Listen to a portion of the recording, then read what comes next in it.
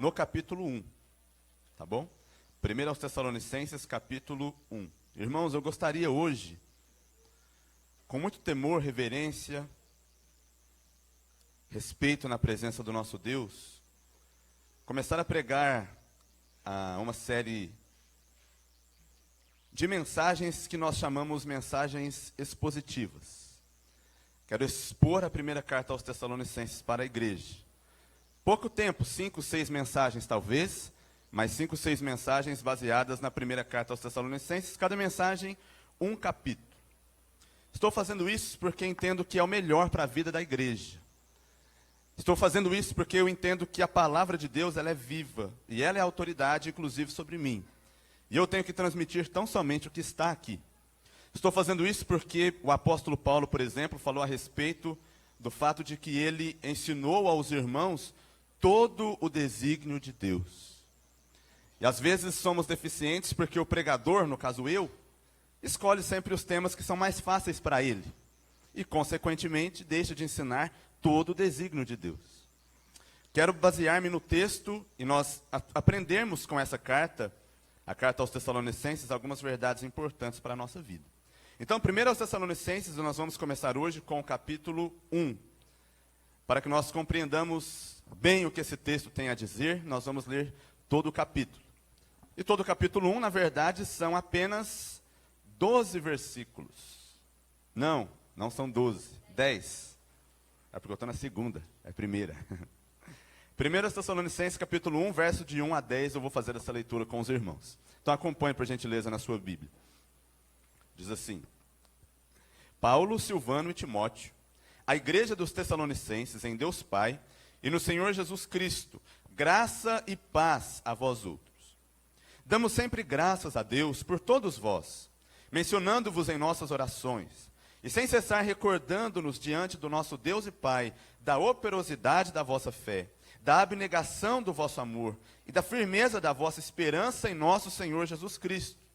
Reconhecendo, irmãos, amados de Deus, a vossa eleição. Porque o nosso evangelho não chegou até vós tão somente em palavra, mas sobretudo em poder, no Espírito Santo e em plena convicção. Assim como sabeis ter sido o nosso procedimento entre vós e por amor de vós. Com efeito vos tornastes imitadores nossos e do Senhor, tendo recebido a palavra, posto que em meio de muita tribulação, com a alegria do Espírito Santo, de sorte que vos tornastes um modelo para todos os crentes na Macedônia e na Acaia. Estou no verso 8 agora.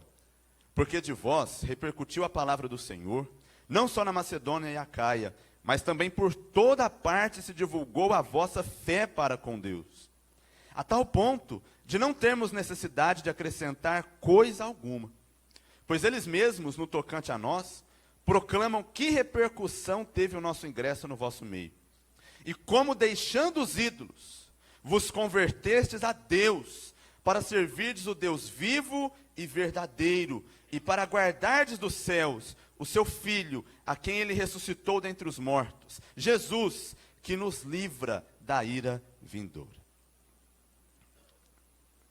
Para que nós entendamos bem o que esse texto disse, e o que a palavra de Deus quer nos ensinar a respeito desta carta, a carta aos Tessalonicenses, nós precisamos nos remeter àquilo que nós encontramos lá em Atos e chamamos de segunda viagem missionária. Você se lembra que esse homem que escreveu essa carta, o homem que escreveu essa carta, foi o apóstolo Paulo.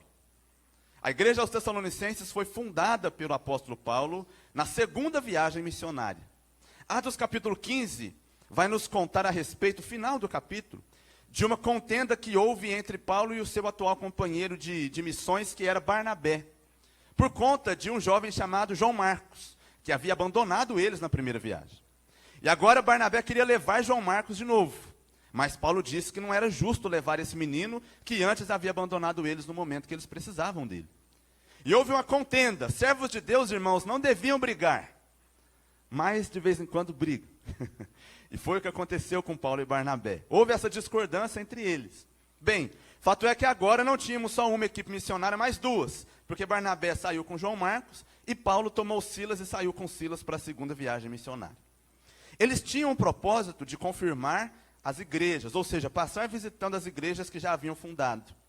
Mas Atos, no capítulo 16, se não me engano, nos conta que Paulo queria ir para um lugar, mas o Espírito Santo o impediu. E aí ele queria ir para outro lugar, mas o Espírito Santo, mais uma vez, o impediu de ir para lá. Então ele dormiu e durante a noite teve uma visão. Nessa visão ele viu um jovem macedônico, lembra disso? O jovem falava assim, passa a Macedônia e nos ajuda. Então ele foi para Macedônia. Macedônia é onde ficava a cidade de Tessalônica. Chegando em Macedônia ele prega em Filipos. Lídia é a primeira convertida da Macedônia. E ela se converte, ela é batizada, Paulo fica na casa dela. Depois Paulo lá em Filipos é preso, porque ele expulsou o demônio de uma menina que tinha um espírito de adivinhação. E lá ele é açoitado, mas o Senhor faz o cárcere tremer. E aí o carcereiro se converte, eles saem de lá, e saindo de lá eles chegam finalmente em Tessalônica. Tessalônica é a cidade, obviamente, de onde moravam os tessalonicenses, é onde está a igreja dos tessalonicenses. Paulo tinha o costume de chegar e ir direto para a sinagoga dos judeus e pregar primeiro o evangelho lá. Durante 3 sábados ele fez isso. Com certeza durante a semana também pregou aos gentios fora de lá. Mas nos sábados ele pregava sempre nas sinagogas. As pessoas começaram a se converter. Mas os judeus ficaram com inveja e expulsaram Paulo de lá. Paulo só passou 3 semanas em Tessalônica. Pense você, um missionário. Já pensou, pastor Luciano? A gente está ajudando um missionário aqui. E a gente faz o culto de envio, e a gente dá o sustento dele, e ele sai para começar um trabalho, uma congregação. Daqui 3 semanas ele manda uma carta. E na carta está escrito, pastor, não precisa de mim mais aqui, já tem uma igreja formada, eu posso ir embora. Com certeza algo extraordinário aconteceu em Tessalônica. E foi assim que essa igreja nasceu. Mas Paulo teve que sair às pressas, não porque quis. Saiu porque saíram com ele. Se é que você me entende. Ele passou por Bereia, depois Atenas, e de Atenas ele manda Timóteo para visitar a igreja dos Tessalonicenses. Ele estava preocupado. Ele saiu de lá depois de apenas 3 semanas de ministério. E agora como que fica essa igreja que nasceu? Então ele manda Timóteo para poder checar aquela igreja, saber o que estava acontecendo. Timóteo volta, e volta dizendo para ele, olha, aquela igreja está firme no Senhor. Ele trouxe boas notícias. Então, depois que Paulo recebe esse relatório, Paulo escreve a primeira carta aos Tessalonicenses. E nesse primeiro capítulo, nós encontramos palavras de encorajamento para a igreja, devido à sua forma de viver. E Paulo diz, no versículo 4, que ele estava reconhecendo neles, olha esse versículo, reconhecendo, irmãos, amados de Deus, a vossa eleição. Paulo estava percebendo que aquelas pessoas, aquela igreja, ela não nasceu da vontade do homem, mas ela nasceu da vontade de Deus. Ela não nasceu de maneira casual, mas ela nasceu porque Deus estava trabalhando ali, Deus tinha um plano. Aquela igreja era composta por homens e mulheres que estavam nos planos de Deus. E Paulo reconheceu isso. E ele diz, eu reconheço a vossa eleição. Agora, como ele fez isso? O tema da mensagem de hoje é este: marcas distintivas de um eleito de Deus. Para você que gosta de anotar, esse é o tema. Marcas distintivas de um eleito de Deus. Por quê? Porque Paulo diz, eu estou reconhecendo em vocês a eleição de Deus. Então, claro está que Paulo observou algumas marcas neles. Que Timóteo falou para Paulo a respeito de algumas coisas que ele percebeu nessa igreja. E que Paulo, então, ouvindo, falou, isso é coisa de quem realmente pertence a Deus. De quem é escolhido de Deus e de quem foi salvo pela graça de Deus. Marcas distintivas de um eleito de Deus. Agora eu estou convencido de que essa palavra é uma palavra que causa incômodo a alguns. Eu sei que essa palavra, eleito, não é uma palavra muito fácil. Não muito fácil de entender é fácil. Não é fácil de engolir, às vezes. Porque ela diz para nós e para o nosso orgulho humano que não dependeu de nós, dependeu de Deus. Mas eu não estou aqui falando essa palavra porque Calvino a falou, ou porque Spurgeon a citou, ou porque Agostinho a citou, ou porque Jonathan Edwards escreveu sobre. Eu estou mencionando essa palavra porque ela está no texto que nós lemos. Portanto, é uma palavra bíblica. E nós vamos ficar no que a Bíblia nos ensina. E o próprio Jesus falou muito sobre o fato de que a salvação existe porque Deus elegeu, escolheu pessoas. Jesus falou isso. Falou, pastor? Claro, e falou muito. Por exemplo, em João capítulo 6, verso 44, ele diz: ninguém pode vir a mim, a não ser que o Pai que me enviou o trouxer. Ou seja, ele está dizendo que nós só vamos a Jesus se Deus, de antemão, nos conduzir a Ele. Jesus disse em João 6,37, todo aquele que o Pai me dá, esse vem a mim. A gente gosta da segunda parte do versículo. E o que vem a mim, de maneira nenhuma lançarei fora. Mas o versículo começa dizendo, todo aquele que o Pai me dá. Em João capítulo 15, 16, mais claro do que isso, impossível. Não fostes vós que escolhestes a mim. Pelo contrário, eu escolhi a vós. E vos designei para que vades e deis bom fruto, e o vosso fruto permaneça. Você conhece os versículos, glória a Deus. Jesus está ensinando sobre o fato de que não fomos nós que escolhemos Ele. Antes disso, Ele nos escolheu para sermos seu povo. Essa palavra eleito, ela se trata do ato soberano de Deus, de olhar desde a eternidade, ou seja, antes de mim e de você existirmos, e ver uma raça que iria pecar e que iria cair, mas Ele olhou para essa raça e soberanamente resolveu exercer misericórdia, resgatando alguns da perdição. Deus tinha cada um dos verdadeiros crentes em mente antes do mundo ser criado. Cada um. Essa palavra me ensina que eu estava no plano de Deus e que Ele não falha, que Ele foi até o fim por mim e por todos aqueles que creram de verdade no Senhor Jesus Cristo e ainda hão de crer. Eu não sou um filho de Deus que nasci por acidente. Deus me planejou. E planejou todos aqueles que creem no Senhor. É sobre isso que a palavra eleição se trata. E se não for eleição, o ensino sobre o pecado está errado. Por quê? Se eu posso me voltar a Deus quando eu quiser, então o pecado não me afetou tanto, e eu não estou morto espiritualmente, conforme o próprio Deus disse em Gênesis capítulo 2. Se não for isso, o ensino sobre salvação pela graça está errado, porque não depende de Deus, mas depende de mim. Sou eu quem me salvo. E se sou eu quem me salvo, não é pela graça, a minha fé seria um mérito diante de Deus. O ensino sobre a onipotência de Deus está errado, porque o que eu faço com aquele que se perde? Eu vou ter que assumir que existem corações tão duros que nem Deus pode quebrar. Claro que não. Deus pode quebrar qualquer coração. E o ensino sobre soberania de Deus está errado, porque a salvação não pertence ao Senhor. Mas Jonas 2,9 diz, ao Senhor pertence a salvação. E além disso, os planos de Deus seriam frustrados. Se não for eleição, o sacrifício de Cristo é em vão. E o pior, Deus está perdendo de lavada para o diabo, porque está conseguindo convencer muito mais gente do que ele. Entenda, pessoas creem ou não, porque Deus está trabalhando na vida delas. E aqueles que se converteram porque Deus desejou. E quem Deus quer salvar, ouça, Ele salva. Alguém vai objetar dizendo, e aí que nós vamos entrar finalmente no texto. Mas pastor, então nós não temos nenhuma responsabilidade. Se é Deus que faz tudo. E isso não é verdade. E nós enxergamos nesse texto isso. O nosso Deus não é só um Deus que decreta os finais, mas Ele decreta as maneiras, os meios. Deus escolheu e está trabalhando naqueles que Ele quer salvar. Mas Deus tem a forma como eles serão salvos. Sabe qual é a forma? O Evangelho. E aí que nós entramos no texto finalmente. O texto lido nos mostra, 1 Tessalonicenses 1, que nós reconhecemos um verdadeiro crente, alguém que foi realmente alcançado pela graça de Deus, através de uma marca distintiva principal, a maneira como ele lida com o Evangelho. Algum homem de Deus do passado, ele não era profeta, mas ele era um bom observador. Ele disse o seguinte, vai chegar o dia em que precisaremos ensinar o Evangelho para os próprios chamados evangélicos. Eu temo, meus irmãos, que esse dia chegou. E aliás, com muito temor, eu faço uma pergunta que eu espero que todos saibam responder. Mas eu admito que talvez alguns não saibam. E a minha pergunta é uma só.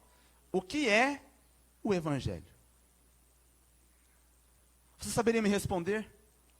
Se você sentar com o pastor Luciano, é melhor ser o pastor Luciano, né?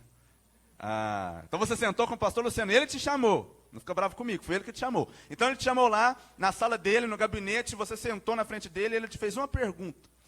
Explique para mim, por favor, o que é o Evangelho? Você saberia responder? Eu espero, meus irmãos, que sim.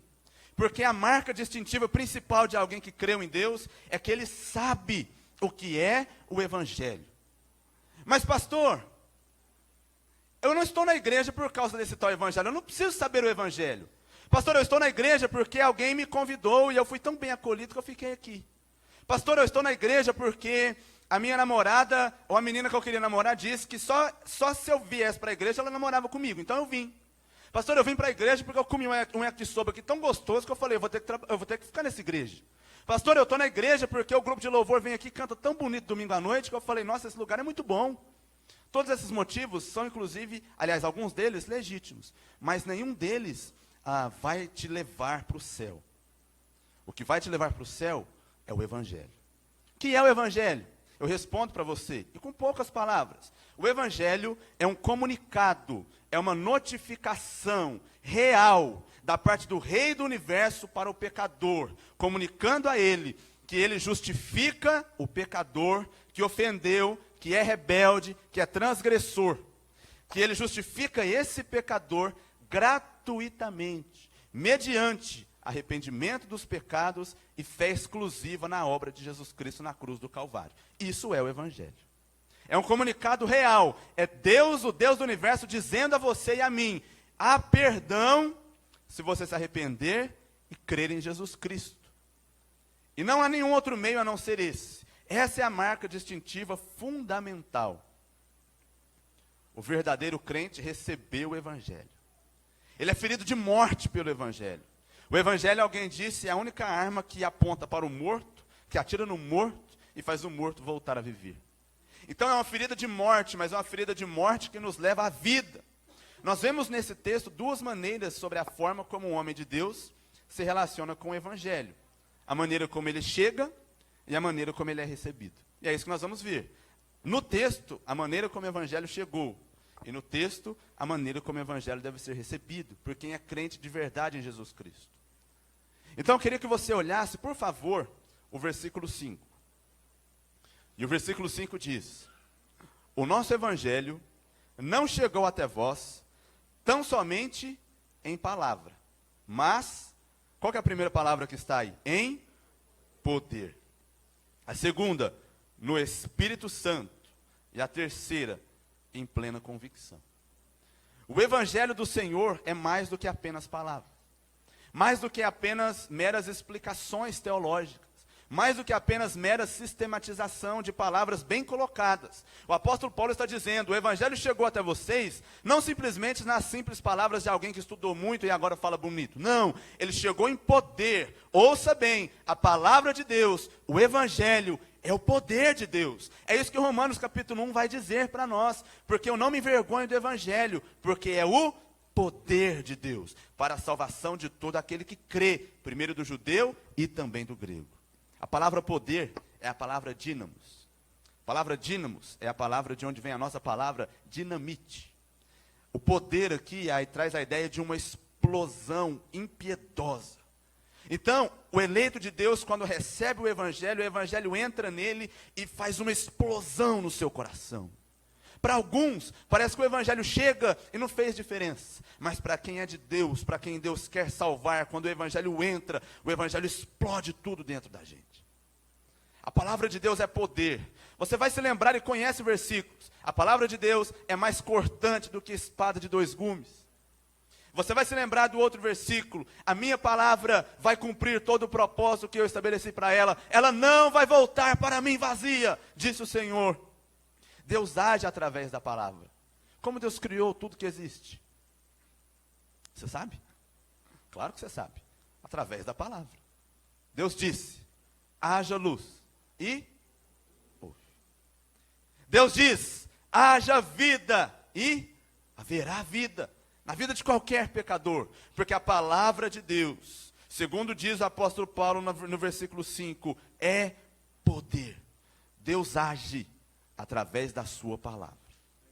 E é isso que o Evangelho nos está ensinando. Aliás, cá entre nós aqui, se eu posso fazer uma rápida aplicação. As aplicações eu farei no final, mas deixe-me já fazer uma. Nossa igreja tem vários pregadores, graças a Deus. Tem muita igreja aí que não tem pregador nenhum, e nem o pastor também não prega. Quando prega, prega mal. Mas nossa igreja tem vários pregadores, graças a Deus. Ei, pregador, ouça bem, prega a palavra, filho. Só isso. Prega a Bíblia. A Bíblia se garante. A Bíblia se garante. O Evangelho é poder. Nós não precisamos enfiar nada. Sabedoria humana, citações do não sei de quem, não sei quem mais, e os filósofos e pensadores desse mundo. Nós temos a palavra de Deus. Não há nenhuma palavra que complete o que já está escrito aqui. Prega a Bíblia. E foi assim que o Evangelho chegou.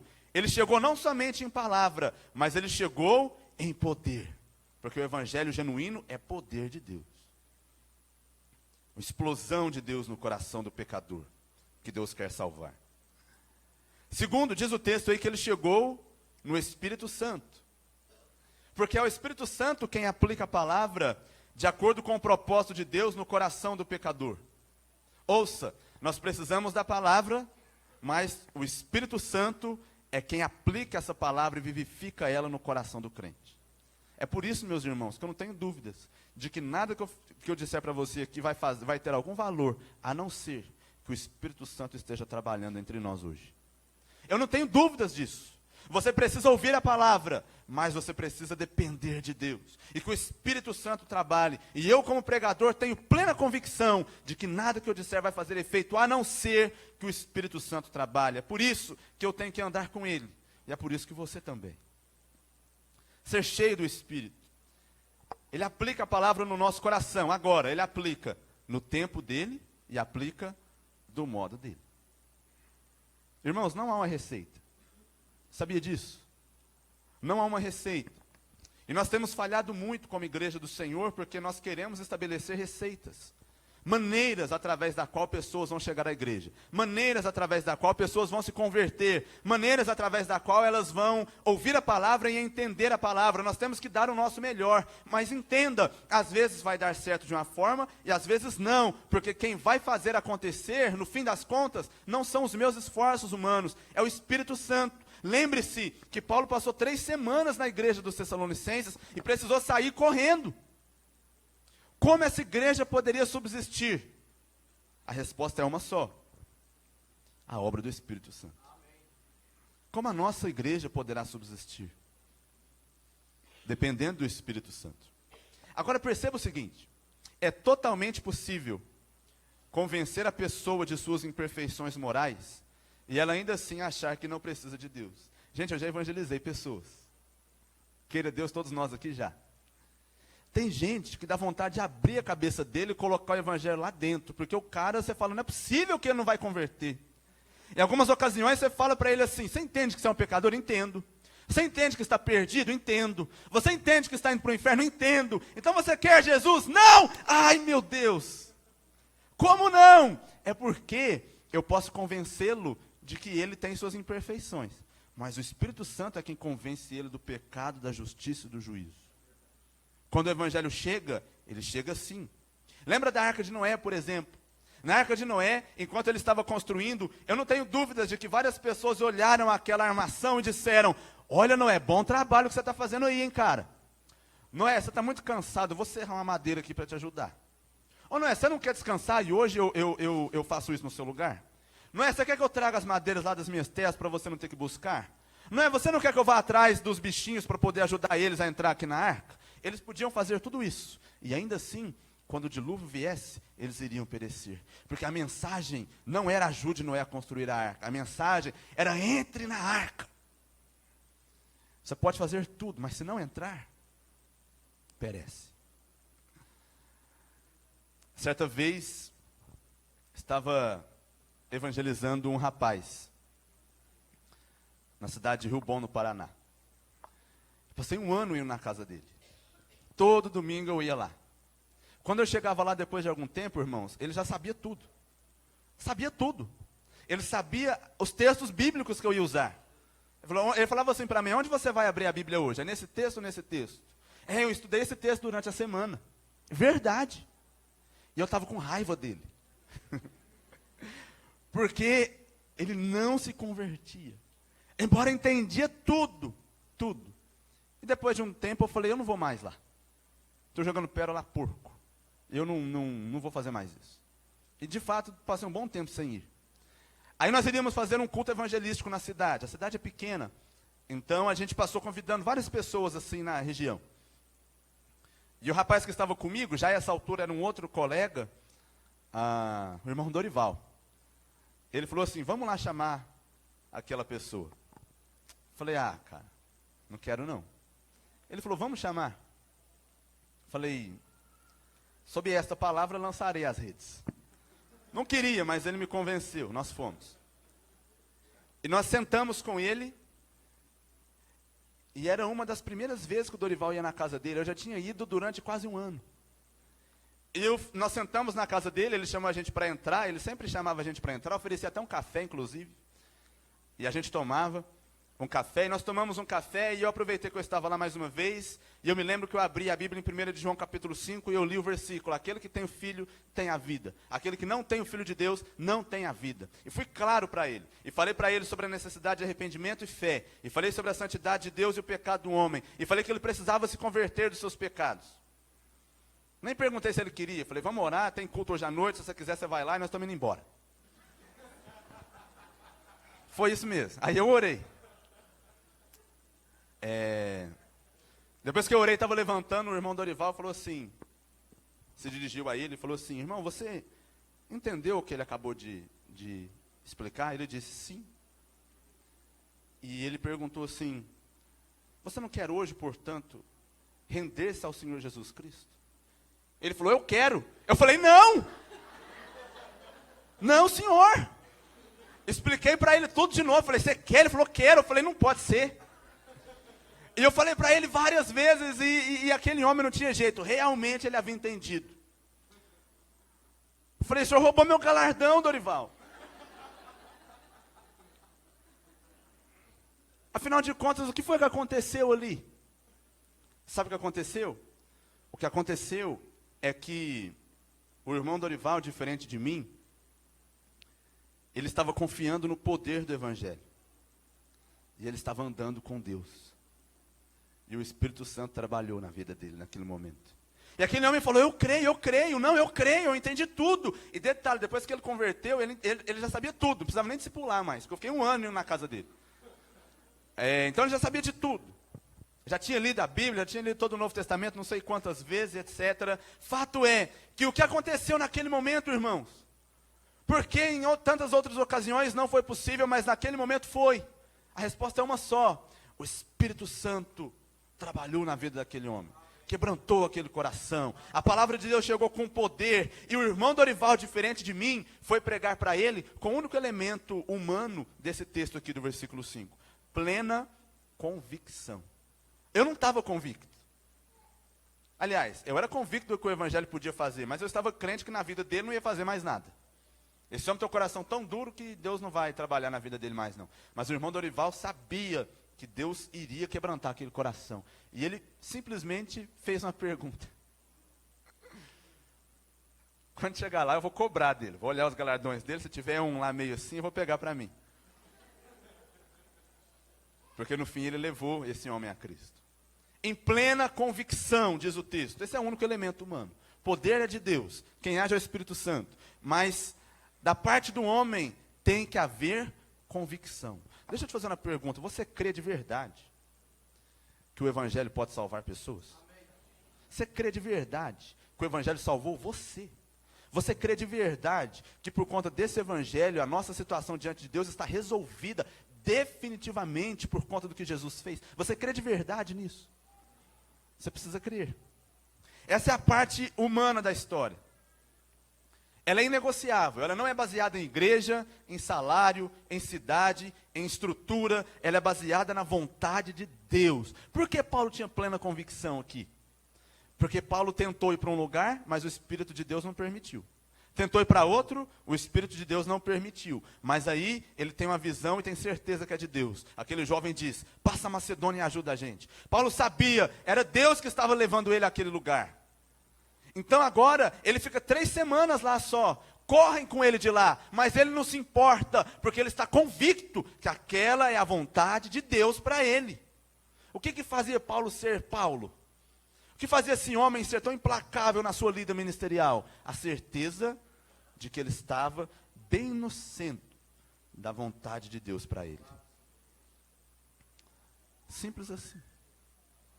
Então ele tinha convicção. Agora, é claro, essa convicção, penso eu, pode ser mencionada de 2 maneiras. A primeira, convicção experimental. Paulo estava vivendo o evangelho. E a segunda, convicção doutrinária. Paulo tinha convicção de qual era o evangelho que salvava. Você sabia que tem vários evangelhos por aí? Não sabia? Você nunca leu Gálatas? Que fala de um outro evangelho que estava sendo pregado? Ou que poderia ser pregado? Evangelho por aí tem muitos, mas só um é o verdadeiro. Eu fico tão preocupado quando eu vejo pessoas, e eu vejo, irmãos, especialmente pregando, eu falo a meu respeito também, que estão pregando sobre coisas que nem elas mesmas sabem. E isso acontece. Irmãos, eu vou pregar aqui uma mensagem hoje, mas eu mesmo não sei muito bem o que esse texto quer dizer, mas eu vou pregar nele. Um dia eu estava numa igreja e um rapaz se levantou para pregar uma mensagem baseada na ocasião onde Jesus amaldiçoou aquela figueira. Lembra disso? E ele falou assim, primeira frase dele, irmãos, eu nunca entendi o que esse texto quis dizer. E a minha pergunta é, então por que vai pregar? Plena convicção. Você sabe o que aquilo significa na sua vida e você sabe o que aquilo significa doutrinariamente. Isso é muito importante. E nós precisamos entender que é assim que o evangelho chega. Ou assim que deve chegar. Paulo está dizendo, não foi a minha palavra. Foi poder de Deus. Foi ação do Espírito Santo. E foi convicção de que essa era a vontade de Deus para a minha vida. Nós precisamos redescobrir o que o evangelho significa. E eu temo que na igreja de Cristo hoje, muita gente não saiba o que é isso. E se o pastor Luciano chamar e perguntar, alguns vão gaguejar. Temo. Mas o evangelho é isso. É essa notícia, é essa notificação, é esse comunicado real. Há justificação, há perdão, mediante arrependimento e fé no Senhor Jesus Cristo. E pela graça de Deus, você será justificado. Mas como esse evangelho foi recebido? Foi assim que ele chegou. Mas como ele foi recebido? O nosso texto, irmãos, ele é repleto de menções à postura daqueles irmãos em Cristo. Eles estavam dando frutos. É por isso que Paulo sabia que eles eram eleitos de Deus. Eles davam frutos. Eu já ouvi tanto aquela conversa, pastor, não julgueis, pastor. Como não julgueis? A Bíblia diz, o mesmo Senhor que disse não julgueis, disse, pelos frutos conhecereis. O não julgueis é no sentido de não emitir uma sentença condenatória ou não. Porque isso é se colocar no lugar do juiz. Mas aqui nós não estamos falando disso. Aqui nós estamos falando de reconhecer quem é de Deus e quem não é. E isso a Bíblia sempre nos mandou fazer. Desde o Velho Testamento, provem o espírito dos profetas para saberem se eles são de Deus ou não. Lembra disso ou não lembra? Olha, vão se levantar falsos mestres. Vocês cuidem para não cair na conversa deles.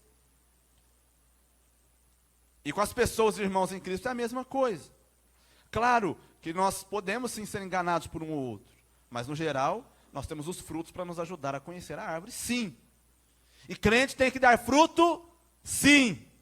Claro que tem. E eles estavam dando frutos. Era possível enxergar isso na vida deles. Aliás, dizem o versículo 7 e o versículo 8, que eles se tornaram um modelo internacional de conduta cristã. Já pensou?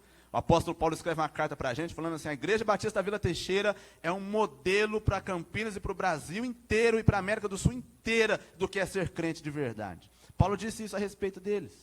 Se você ler o versículo 7 e 8, é isso que ele está falando. Agora, quais são as marcas que nos mostram que esses homens, essa igreja era uma igreja verdadeiramente que nasceu de Deus? São 3. Diz o versículo 3 assim, ó. Primeiro, a operosidade da vossa fé. Eles tinham uma fé operosa. Segundo, a abnegação do vosso amor. Eles tinham um amor abnegado. Terceiro, eles tinham uma esperança firme, a firmeza da vossa esperança. Fé, amor e esperança. Fé que gera trabalho, que gera obras, amor que gera sacrifício, abnegação, esperança que gera firmeza. Essa é a tríade, inclusive tão preferida do apóstolo Paulo em vários textos bíblicos, e aqui também nós encontramos. Fé operosa, o que significa isso? Significa que aquilo que o Tiago falou é verdade. A fé sem obras é... Vocês estão afiados hoje, né? Glória a Deus. A fé sem obras é morta. A fé genuína é uma fé que gera serviço. Eles se converteram, diz o versículo 9, e serviram o Deus vivo e verdadeiro. Então a fé deles gerou serviço. Diz o versículo. Agora é importante destacar aqui no versículo 9 que há um claro contraste. Veja o que diz: deixando os ídolos, vos convertestes a Deus, para servirdes o Deus vivo e verdadeiro. Há um contraste entre ídolo e Deus, entre falso e verdadeiro, entre morto e vivo. Ele está dizendo, vocês antes, não é que vocês antes não serviam, não é que vocês antes não trabalhavam, não é que vocês antes eram zumbis andando pela face da terra. Vocês antes, com certeza, tinham seus trabalhos, sustentavam suas famílias, vocês trabalhavam em um outro lugar, tinham uma outra ocupação, faziam coisas muito bem, mas faziam para algo que era falso e para algo que era morto. Agora, depois da conversão, vocês podem usar esses dons, essas capacidades que vocês têm, para algo útil, para algo real, para algo que vale a pena. É isso que ele está dizendo. A vida de vocês era uma vida efêmera, mas agora é uma vida real, é uma vida eterna, é uma vida abundante, é uma vida de verdade. Eles se converteram e isso gerou um serviço ao Deus vivo e verdadeiro. É preocupante que alguém antes de Cristo servia a vários tipos de causas e agora que se converteu não serve mais nenhuma. Como não? Se antes servíamos, agora muito mais. Porque agora nós sabemos aonde trabalhar e aonde investir nossas forças. Diz o versículo 6 que eles se tornaram imitadores de Deus e dos seus servos. Você leu aí o versículo? Veja bem. Com efeito vos tornastes imitadores nossos e do Senhor, tendo recebido a palavra, posto que em meio de muita tribulação, com alegria do Espírito Santo, se tornaram imitadores nossos, ou seja, dos servos de Deus, Paulo, Silas e Timóteo, e do próprio Senhor. Por quê? Porque a nossa fé vai nos conduzir à semelhança de Cristo. Você concorda com isso ou não? Tem que concordar, porque é o que a Bíblia diz. Que nós somos transformados de glória em glória, mediante a imagem de quem? Do Senhor Jesus Cristo. É isso que ele está falando. E ele diz que eles receberam a palavra, posto que em meio a muita tribulação, com alegria do Espírito Santo. Como é que pode alguém ter alegria no meio de muita tribulação? A resposta é uma só, o Espírito Santo. E o que nós estamos percebendo aqui é que, movidos pelo Espírito Santo, tendo a vida transformada, agora eles estavam sendo transformados mediante a imagem do próprio Senhor Jesus. Precisamos parecer com Jesus. Irmãos, irmãs, precisamos parecer mais com Jesus. Olha a nossa vida, olha a nossa igreja, parecemos com Jesus? Penso que um pouco, mas podemos parecer muito mais ainda nessa vida. E era isso que estava acontecendo com eles. Então a fé deles era uma fé que gerou transformação, que era visível. Eles estavam servindo, e agora eles estavam servindo com utilidade. E além disso, eles tinham, segundo diz o texto, um amor abnegado. E isso é quase uma redundância, irmãos, porque a palavra amor aqui é exatamente a palavra que nos traz a ideia de sacrifício, de abnegação. O amor de Deus fez com que Deus desse o seu filho. O amor de Deus fez com que Deus entregasse. O amor de Deus fez com que Deus cedesse. Perceba sempre isso. Amor tem a ver com entrega. Amor tem a ver com sacrifício. Amor tem a ver com deixar as suas atitudes, as suas prioridades de lado, a fim de pensar nas prioridades, no bem-estar do seu próximo. Isso é amor. Eles deixaram os ídolos por amor a Deus. Você sabia que um grande medidor da sua espiritualidade, da minha espiritualidade, não é aquilo que a gente conquistou. É aquilo que a gente perdeu. O que você perdeu por amor de Cristo? Ouça bem, cadê meus jovens? Deixa eu ver se eu vejo alguns daqui. Ouça bem, meus jovens. Na sua faculdade você vai perder algumas amizades por amor a Cristo. Entendeu isso? Não, pastor, ainda não. Ou não estou pronto. Então é porque você não o ama. Pode ser que você perca o bem-estar, o sossego, humanamente falando, por amor a Cristo. Sabia disso? Foi ele que disse, eu não vim trazer paz, eu vim trazer a espada. Por quê? Porque haveria divisões por amor a Cristo. Às vezes dentro da sua casa, por amor a Cristo, você vai ter que sofrer, sabia disso? O marido descrente ou a esposa descrente, que discorda completamente da sua piedade, da sua fidelidade, e que está lá todo o tempo dizendo para você, não vai à igreja, vai dar seu dízimo de novo para o pastor. Nunca ouviu isso não?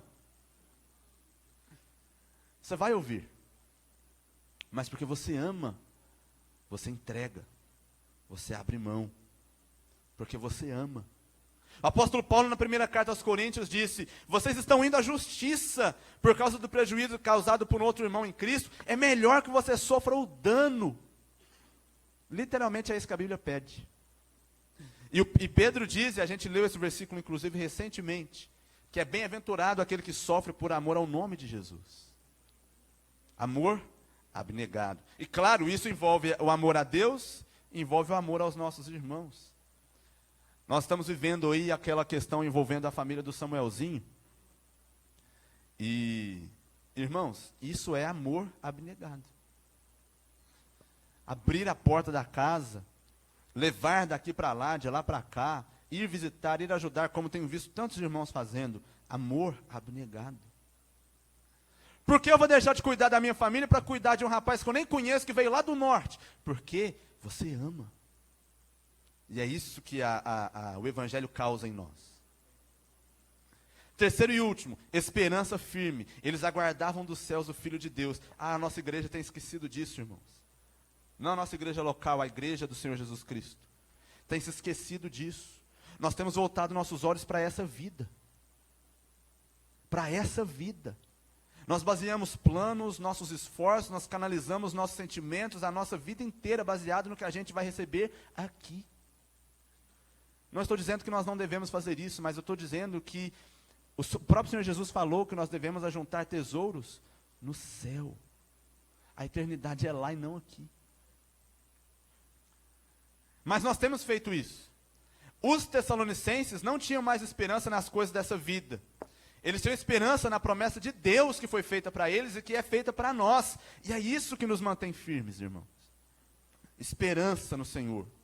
A esperança nos mantém firmes e sem desanimar. É quando nós nos lembramos de que Deus preparou para nós coisas que nem olhos viram, nem ouvidos ouviram, e nem jamais penetrou em coração humano. Elas estão preparadas para aqueles que o amam.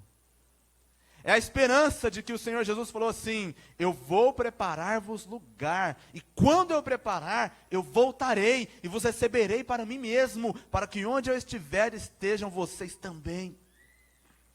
É a esperança, na verdade, de que nós devemos nos atentar, não nas coisas que se veem, mas nas que se não veem, porque as que se veem são temporais, mas as que se não veem, são eternas. É essa esperança que não deixa o crente desanimar. Mas quando olhamos apenas para as coisas dessa vida, estamos a um passo da queda, na verdade. Porque a igreja não tem mais nada a oferecer. E não tem mesmo. Que continue assim. A igreja não tem que ficar procurando oferecer nada que diz respeito a essa vida. Nós estamos vivendo uma fração do que vai ser a eternidade. Então isso é esperança. Eu quero terminar essa primeira mensagem. E eu quero terminar com algumas aplicações para a nossa vida, breves, sucintas e objetivas. Lembre-se disso. Essa igreja nasceu em 3 semanas. Os próprios tessalonicenses e o próprio apóstolo Paulo podiam ser tentados a pensar, nós somos melhores do que os demais, porque as outras igrejas demoram anos. A gente demorou só 3 semanas. Ou o apóstolo Paulo dizer, nossa, eu sou um missionário, hein? Na primeira viagem eu já fui bom, mas nessa, olha, 3 semanas uma igreja. Que beleza, hein? Mas o apóstolo Paulo escreve para lembrar-lhes, em primeiro lugar, que aquilo era fruto do Evangelho.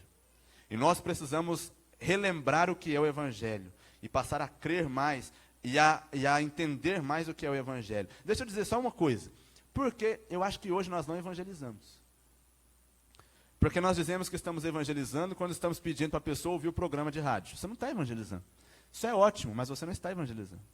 Você pensa que está evangelizando quando você convida a pessoa para vir para o culto. Convide mesmo para vir para o culto, mas você não está evangelizando. Porque se ela morrer, ela não vai poder falar para Deus, não, mas o fulano de tal me convidou para ir para o culto.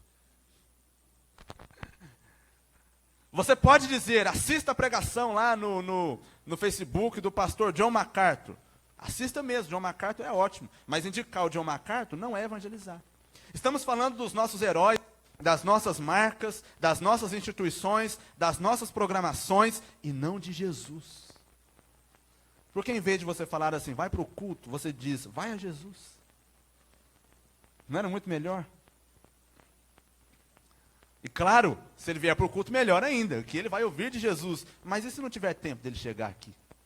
Se o tempo dele chegar antes? Precisamos entender o que é o Evangelho. E a maior barreira pela qual nós não evangelizamos é porque nós não sabemos mais o que ele é. Mas você aprendeu hoje? Ou pelo menos relembrou? Espero que sim.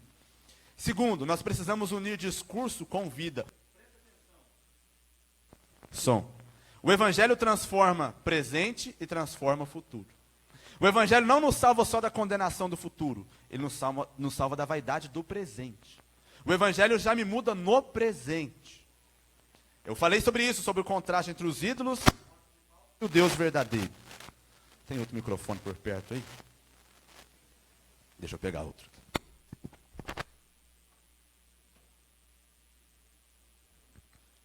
Som.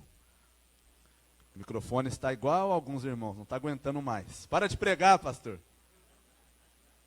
Estou quase. Verdade, estou quase. Então, irmãos, não adianta você testemunhar sobre a ira de Deus, sobre os incrédulos, e viver como os incrédulos. Percebe isso? Você diz, olha esse povo que vai para o carnaval, é tudo descrente. A ira de Deus vai cair sobre eles. Mas eu queria tanto pular o carnaval também. Que incoerência. Temos que unir discurso e vida. Terceiro, irmãos, nós precisamos a depender de Deus. Um dos objetivos da escrita dessa carta, especialmente o primeiro capítulo, é encorajar eles, esclarecendo o que foi que fez a igreja nascer. Não a vontade do homem, não a eloquência de Paulo, não a sabedoria de Silas, e nem a inteligência dos tessalonicenses, mas Deus. Nós precisamos voltar a depender de Deus. E essa dependência gera alguns efeitos na nossa vida. Irmãos, eu como servo de Deus, descanso quando dependo de Deus. Eu como servo de Deus, sabendo que estou na vontade dEle, fico encorajado mesmo se me mandarem embora de Tessalônica. Eu quando dependo de Deus, espero nele, tenho expectativas nele. Se por um lado a gente entende que sem Deus nada acontece, eu também tenho a certeza que com Deus, qualquer coisa pode acontecer. Não tenho dúvidas disso. Com Deus pode. E é isso que me encoraja. Claro, depender de Deus também quebra o nosso orgulho e nos coloca no nosso devido lugar. Nada depende de mim. Eu sou um vaso. O tesouro é o Evangelho. Por último, precisamos ter convicção da vontade de Deus para a nossa vida. Deus dirigiu Paulo para a Macedônia. Deus dirigiu Paulo para Tessalônica. Foi por isso que ele se abalou quando foi maltratado, quando foi perseguido. Foi por isso que aquela igreja permanecia firme. É claro que as pessoas que perseguiram Paulo perseguiriam a igreja também, mas ela estava firme porque ela tinha convicção que era vontade de Deus, aquilo que estava acontecendo na vida deles. A mesma coisa deve acontecer conosco. Nós temos que ter a convicção de que é Deus que está fazendo o que está fazendo na nossa vida. Mas pode ser que não seja. Pode ser que seja você. Pode ser que em algum lugar na beira, no meio do caminho, você tomou a direção de novo e resolveu fazer um caminho que você achou mais sábio. Volte-se para Deus. E ande conforme a vontade dEle. Pode parecer